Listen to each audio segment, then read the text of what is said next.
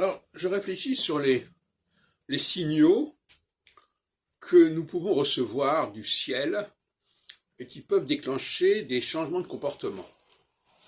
Alors, les signaux célestes, c'est une histoire connue, hein, on a souvent attaché de l'importance aux comètes, aux étoiles filantes, aux éclipses, etc., etc.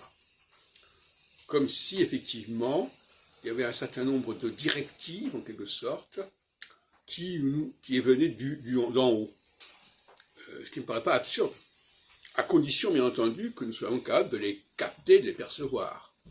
Je dirais même que nous soyons programmés, que nous ayons un logiciel qui nous permet de capter ces choses-là.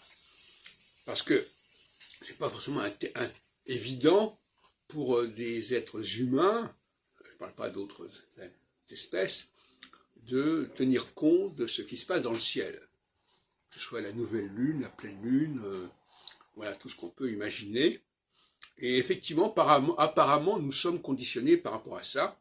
Car le mot ciel, comme on sait, a à la fois une connotation astronomique, mais aussi religieuse. Le ciel, c'est pas seulement le ciel des astres. Hein. Il y a une ambiguïté là qui a été préservée, curieusement d'ailleurs, en français. En anglais, on a heaven et sky, mais en français, on a le ciel. Et en hébreu, shamaïm, bon, c'est plutôt... Bon. Enfin bref, peu importe. Donc, ça c'est un premier point. Et deuxièmement, c'est qu'est-ce que ces signaux vont exacerber, vont déclencher en nous. Alors moi, je vais parler de dissonance, un sentiment de dissonance, plus ou moins aigu.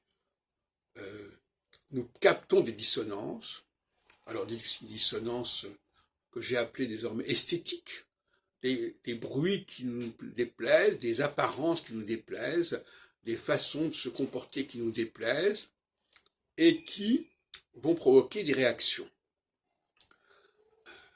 Le mot dissonance, d'ailleurs, est utilisé en astrologie pour d'autres raisons.